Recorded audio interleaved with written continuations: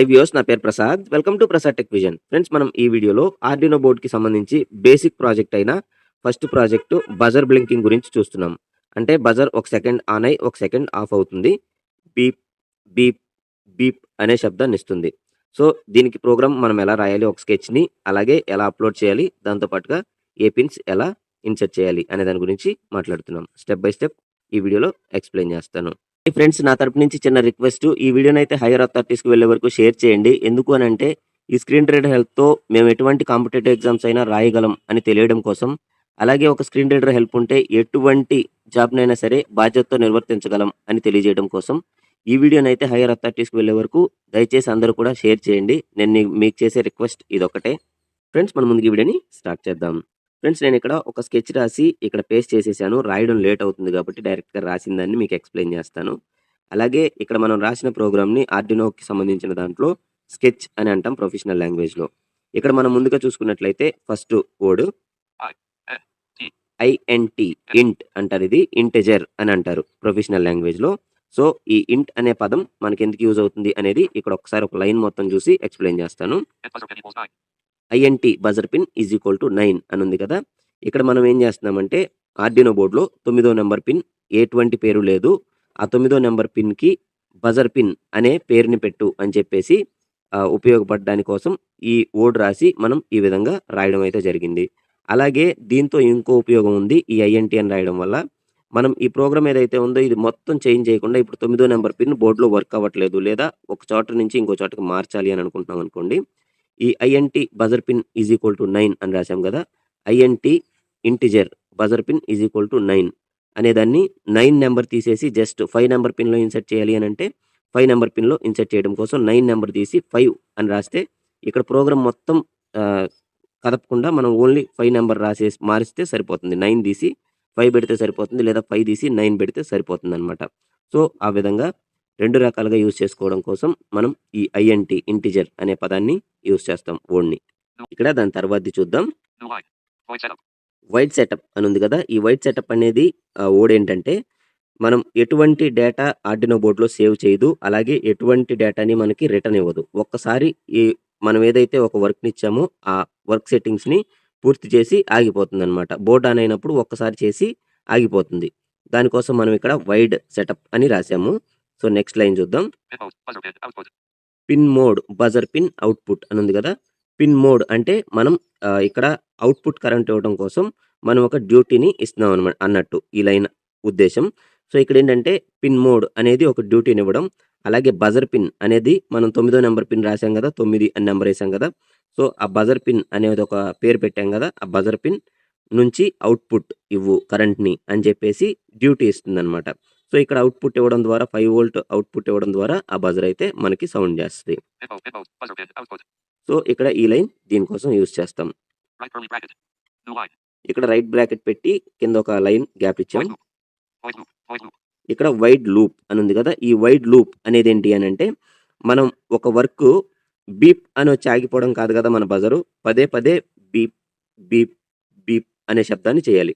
So, ఇది ప్రతి second on చేస్తూ, ప్రతి సెకండ్ ఆఫ్ చేస్తూ చేయాలనమాట. సో, దానికోసం ఒక సర్కిల్‌లో జరగడానికి రాసే ఓడే ఈ లూప్ అనే కోడ్ అనమాట. అంటే ఇది చేసిన పనినే పదే పదే చేస్తూనే ఉంటుంది. సర్కిల్‌లో చేస్తూనే ఉంటుంది. ఆగకుండా మనం ఆపే వరకు చేస్తూనే ఉంటుంది. సో, నెక్స్ట్ వర్డ్ చూద్దాం. Digital write buzzer pin high. Digital write అనేదేంటంటే, మనం ఒక ఇందాక వర్డ్‌లో ఏదైతే పిన్ మోడ్ అని వాడాం గదా! ఈ పిన్ మోడ్ అనేది డ్యూటీ ఇవ్వడం లాంటిదైతే, ఈ డిజిటల్ రైట్ అనేది ఒక ఆర్డర్ వేయడం లాంటిదనమాట. Digital write buzzer pin high అని ఉంది గదా! ఇక్కడ buzzer pin high. Buzzer pin మనం పేరు కూడా ఇక్కడొచ్చింది బజర్‌కి సంబంధించి. హై అంటే దీన్ని సౌండ్ చెయ్యి అని. ఎంతవరకు? డిలే 1000 అంటే 1000 milliseconds is equal to 1 second. ఇక్కడ 1000 అని రాసామంటే 1000 milliseconds. 1000 milliseconds is equal to 1 second. కాబట్టి ఇది 1 సెకండ్ మనకి సౌండ్‌ని చేస్తుందనమాట. Digital write buzzer pin low. మళ్ళా ఇక్కడ డిజిటల్ రైట్ ఇంకొక ఆర్డర్ ఏసాం. ఇప్పుడు ఇందాక మనం ఆర్డర్ ఏసిందేంటి? Digital write buzzer pin high అంటే సౌండ్ చెయ్యి అని. 1 సెకండ్ అంటే 1000 మిల్లీ సెకండ్స్ రాసాం. మిల్లీ సెకండ్స్‌లోనే రాయాలి ఈ ప్రోగ్రామ్‌లో. So, 1000 milliseconds is equal to 1 second. So, ఇక్కడ సెకండ్ ఆర్డర్ ఏసాం. ఏమని? Delay 1000. Delay 1000. Digital right. Buzzer pin. Low. Digital write buzzer pin low అని అంటే ఆగిపోమని, ఒక సెకండ్ ఆగిపోవాలి. 1000 milliseconds is equal to 1 second. ఇక్కడ లో, లో అంటే ఆగిపోవాలి. ఇందాక హై అంటే మోగాలి, ఇప్పుడు లో అంటే ఆగిపోవాలి. సో ఇక్కడ కూడా ఇంకొక ఆర్డర్ మనం వేసాం, ఒక సెకండ్ ఆగిపోమని చెప్పి. Digital right. Buzzer pin. Low. Delay 1000. Delay 1000. So ఈ విధంగా పదే పదే చేయటం కోసం యూజ్ అవుతుంది అనమాట మనకి లూప్ అనే పదం. ఇక్కడ లో, లో తర్వాత ఇక రైట్ బ్రాకెట్ ఇక్కడ ఇచ్చేసాం. ఈ ప్రోగ్రామ్ ఇక్కడికి ఎండ్ అయిపోయింది అన్నట్టు. ఇక్కడ లూప్ అనే వర్డ్ ద్వారా మనకి ఇదే ప్రోగ్రామ్ పదే పదే రన్ అవుతుంది అనమాట. ఒక సర్కిల్ లాగా ఇదే ప్రోగ్రామ్ ని రన్ అయ్యేలా లూప్ అనే వర్డ్ మనకి చేస్తుంది. అంటే బజర్ ఒకటి మనకి బీప్ బీప్ బీప్ అని ప్రతి సెకండ్ కి సౌండ్ చేస్తూనే ఉంటుంది. ఇది ఒక బేసిక్ ప్రాజెక్టు. ఇది మనం ఆర్డినో బోర్డులో నేర్చుకోవడం కోసం ఫస్ట్ చేసే ప్రాజెక్టు. సో కాబట్టి దీని గురించి ఎక్స్ప్లెయిన్ చేశాను. ఫ్యూచర్ వీడియోస్లో టాకింగ్ థర్మామీటర్స్ కానీ, అలాగే ఆప్టికల్ డిటెక్టర్లు కానీ, ఇలాంటివన్నీ కూడా మనం స్టెప్ బై స్టెప్ చేస్తూ వెళ్దాం. సో ఫ్రెండ్స్, ఈ వీడియోని అయితే అందరికీ షేర్ చేయండి. మరొకసారి రిక్వెస్ట్ చేస్తున్నాను. ప్రోగ్రామ్ రాయడం అయితే కంప్లీట్ అయిపోయింది. మనం ఈ ప్రోగ్రామ్ని బోర్డులోకి అప్లోడ్ చేయాలి. సో ఇప్పుడు అప్లోడ్ అయితే చేసేద్దాం స్టెప్ బై స్టెప్. సో ఇప్పుడు మనం రాసిన ఈ ప్రోగ్రామ్ని బోర్డులోకి అప్లోడ్ చేయాలి. సో అప్లోడ్ చేయడం కోసం మనం లెఫ్ట్కి స్వైప్ చేస్తూ కంపైల్ అనే బటన్ పైన ట్యాప్ చేయాలి. Select navigator. Monitor. Upload over US. Compile. So ఈ కంపైల్ పైన క్లిక్ చేస్తే మనకి ఏమైనా ఎర్రర్స్ ఉంటే, అంటే వేరే ఏమైనా టైప్ చేసినా, లేదా మనం ఇంకా సరిగ్గా మనం ఏదైతే సింబల్స్ అవి పెట్టకపోయినా, ఇలాంటి వాటికి మనకి ఎర్రర్ అయితే చూపిస్తుంది. అంటే మనం కోడ్ ఆర్ స్కెచ్ మనం సరిగ్గా రాయకపోతే ఎర్రర్ చూపిస్తుంది. లేదు అని అంటే కాంపిలేషన్ ఫినిష్డ్ అని వస్తుంది. ఇక్కడ ట్యాప్ చేద్దాం. Keyboard hidden. Confirmation. The sketch is not. ఇంతకు ముందు ఒక స్కెచ్ అయితే ఉంది కాబట్టి మనకి ఇక్కడ కన్ఫర్మేషన్ అడుగుతుంది ఆ స్కెచ్ మాడిఫై చేయాలని చెప్పేసి. సో ఇక్కడ రైట్ కి స్వైప్ చేద్దాం. No. Button. No, Yes. Yes. Button. ఇక్కడ ఎస్ పైన క్లిక్ చేద్దాం. Hit buzzer pin equals 9. Void setup. Pin mode. Buzzer pin. Output. Compilation finished. Arduino Droid. So ఇక్కడ మనకి అక్కడ రాసింది చదువుతూ కాంపిలేషన్ ఫినిష్డ్ అనే మెసేజ్ కూడా వచ్చింది కదా. సో ఇక్కడ ఏంటంటే కాంపిలేషన్ ఫినిష్డ్ అంటే మనకి మనం రాసిన ఏదైతే ప్రోగ్రామ్ ఉందో అది పర్ఫెక్ట్ గా ఉంది. సో కాబట్టి ఇక్కడ మనం ఏం చేయాల్సిన అవసరం లేదు. సో ఇక్కడ మనం లెఫ్ట్ కి స్వైప్ చేద్దాం. Save. సేవ్ బటన్ ఉంది కదా. సో ఇక్కడ సేవ్ క్లిక్ చేసి తర్వాత అప్లోడ్ ఓవర్ యూఎస్బీ అని క్లిక్ చేయాలి. సో ఇక్కడ సేవ్ క్లిక్ చేద్దాం. Editing. Hit buzzer. సో ఇక్కడ సేవ్ క్లిక్ చేశాను. అలాగే రైట్ కి స్వైప్ చేస్తున్నాను. No. Selected. Output. Editing. Selected. Navigator. More options. Monitor.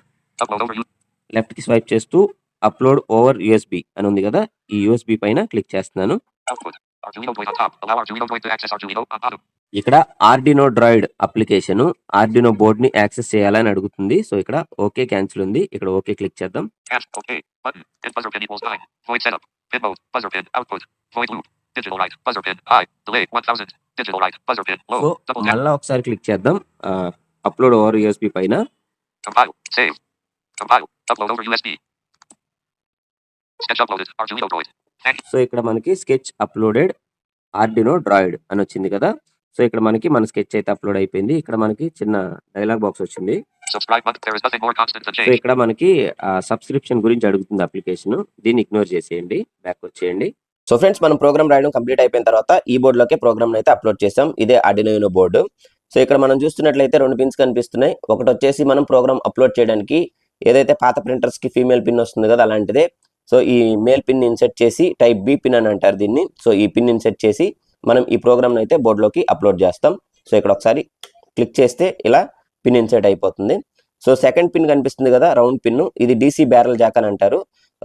ఆ బ్యారల్ జాక్ దీంట్లో పడుతుంది. అంటే మనకి 9 వోల్ట్ బ్యాటరీ, HW బ్యాటరీ అని అంటారు కదా, ఆ బ్యాటరీ పిన్ యొక్క మేల్ పిన్ని ఇక్కడ ఇన్సెట్ చేస్తే మనకి 9 వోల్ట్ బ్యాటరీ నుంచి పవర్ తీసుకుని బోర్డు అయితే ఆన్ అవుతుంది. ఇప్పుడు నేను డైరెక్ట్గా సెకండ్ హ్యాండ్ USB నుంచి ఈ బోర్డుకి పవర్ తీసుకున్నా కాబట్టి నేను ఆ పిన్ని యూజ్ చేయట్లేదు, DC బ్యారల్ జాక్ యూజ్ చేయట్లేదు. సో ఇక్కడ బోర్డు ఆన్ అయిపోయింది, మీరు గమనించవచ్చు. అలాగే మనం ఈ ప్రాజెక్ట్ బేసిక్ ప్రాజెక్ట్ కాబట్టి జస్ట్ మనం యాక్టివ్ బజర్ ఒకటి తీసుకున్నాం. దీన్ని యాక్టివ్ బజర్ అని అంటారు. దీనికి 2 పిన్స్ ఉంటాయి. ఒకటి ప్లస్, రెండోది మైనస్, అంటే పాజిటివ్ నెగిటివ్. అలాగే ఇక్కడ మనకి ఏదైతే 3 ఉందో ఇది ప్లస్ పిన్, అలాగే 3 మైనస్ పిన్. కలర్ కాకుండా నేను ఈ విధంగా అయితే గుర్తుపెట్టుకున్నాను, ఎందుకంటే నేను తడిమి గుర్తుపట్టుకోవాలి కాబట్టి. సో ఇక్కడ ఏంటంటే మనకి ప్లస్ మైనస్ ఎలా గుర్తుపట్టాలి అని అంటే, ఈ పిన్స్ తీసేస్తే ఏదైతే ప్లస్ పిన్ ఉందో మైనస్ పిన్ కంటే కొంచెం బారుగా ఉంటుంది, మైనస్ పిన్ ఏదైతే ఉందో అది కొంచెం కొరసుగా ఉంటుంది అనమాట. అలా మీరు గుర్తుపట్టవచ్చు. సో ఇక్కడ మనం ప్రోగ్రామ్ రాసాం, అప్లోడ్ చేసేసాం కాబట్టి జస్ట్ ఈ పిన్స్ మనం ఏ ప్రోగ్రామ్ రాసామో ఆ ప్రోగ్రామ్ ఆధారంగా, అంటే పిన్ నెంబర్ 9 నుంచి అవుట్పుట్ తీసుకోవాలి కాబట్టి ప్లస్ పిన్ మనం ఇక్కడ ఇన్సెట్ చేస్తున్నాం. అంటే ఇప్పుడు 5 వోల్ట్ అవుట్పుట్ తీసుకుని మనకి ఈ బజర్ని ఒక సెకండ్ ఆన్ చేస్తుంది, ఒక సెకండ్ ఆఫ్ చేస్తుంది అనమాట. సో ఇక్కడ మనకి 9 నెంబర్ పిన్ ఈ విధంగా లెక్క పెట్టుకుంటూ రావాలి. బట్ నాకు కొంచెం ఐడియా ఉంది కాబట్టి 9 నెంబర్ పిన్లో డైరెక్ట్గా ఇన్సెట్ చేశాను. మీకు ఇది బేసిక్ ప్రాజెక్ట్ కాబట్టి ఎక్కువ ఎక్స్ప్లెయిన్ చేయట్లేదు. ఫ్యూచర్ ప్రాజెక్ట్స్లో మీకు మంచిగా ఎక్స్ప్లెయిన్ చేస్తాను ఏ పిన్ ఎట్లా ఎక్కడ పెట్టాలని చెప్పేసి. సో ఇప్పుడు మనం ప్రోగ్రామ్ రాసిన ఆధారంగా ఇప్పుడు మనం ఇన్సెట్ చేస్తున్నాం జస్ట్ పిన్స్. 9 నెంబర్ పిన్ ఇక్కడ వస్తుంది మనకి. 9 నెంబర్ పిన్లో ఇన్సెట్ చేశాను బజర్ది. అలాగే గ్రౌండ్లో ఇన్సెట్ చేయాలి. అట్లా ఇక్కడ ఇప్పుడు గ్రౌండ్ ఇన్సెట్ చేయగానే బజర్ యాక్టివ్ అయిపోతుంది. సో ఇక్కడ చూస్తున్నారు కదా, ఇదే యాక్టివ్ బజర్. సో మనకి ఇది యాక్టివేట్ అయ్యి సౌండ్ అయితే ఒక సెకండ్ వస్తుంది, ఒక సెకండ్ అలాగే ఆఫ్ అవుతుంది అనమాట. సో ఒకసారి గ్రౌండ్ డిస్కనెక్ట్ చేద్దాం. ఈ గ్రౌండ్ పిన్ తీసేస్తే మనకి బజర్ అయితే సౌండ్ చేయడం ఆగిపోయింది. సో ఈ విధంగా మనకి ఈ బజర్ ఒక సెకండ్ ఆన్ అయ్యి ఒక సెకండ్ ఆఫ్ అయ్యేలాగా మనం ప్రోగ్రామ్ని అయితే రాసాం. ఆ ప్రోగ్రాంలో మీకు క్లియర్గా అయితే ఎక్స్ప్లెయిన్ చేశాను ఏ విధంగా ఏ పదం ఎందుకు యూజ్ అవుతుంది అని చెప్పేసి. సో ఇప్పుడు మనకి ఆర్డినో బోర్డ్ ఏదైతే ఉందో ఇది ఒక బ్రెయిన్ లాంటిది అనమాట.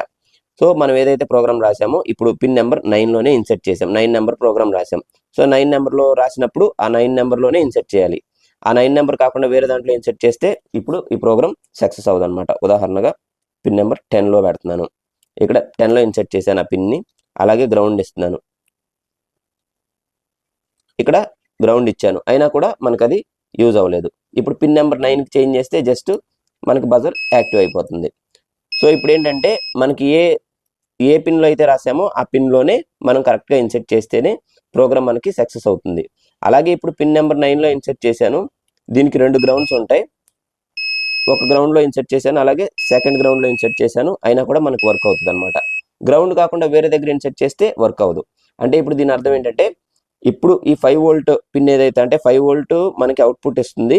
ఇచ్చి ఆ 5 వాట్స్ అవుట్పుట్ నుంచి మన ఏదైతే బజర్ ఉందో బజర్ని ఒక సెకండ్ ఆన్ చేయి అని చెప్తుంది.